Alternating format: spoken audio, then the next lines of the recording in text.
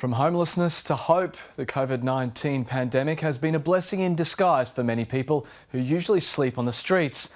One Sunshine Coast man has told of his journey to finally having a permanent roof over his head, an unlikely silver lining to this pandemic.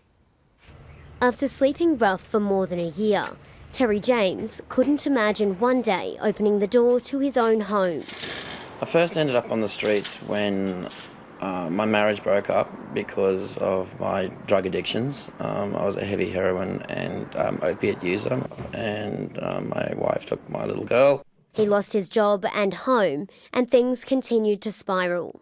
After just completely going back into depression, anxiety, and my PTSD triggers being reactivated, I was a nervous mental wreck.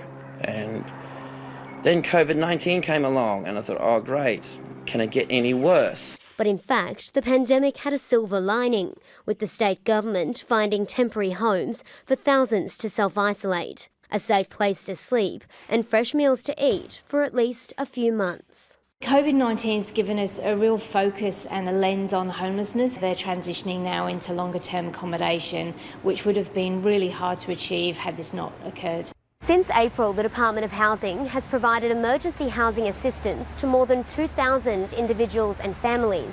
About 650 households who were homeless or at risk of homelessness have also been transitioned into long-term housing. With a roof over his head, Terry James has been able to plan for the future, including study, work and reconnecting with his daughter. I am very excited and I cannot wait. The first time I get to hug my little daughter again and look in her eyes and tell her Dad loves her. It would be lovely to think that this continues and that our focus on street homelessness isn't lost after COVID-19.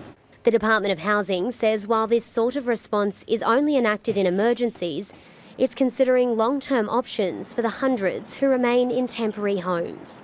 Tara Cassidy, ABC News, Sunshine Coast.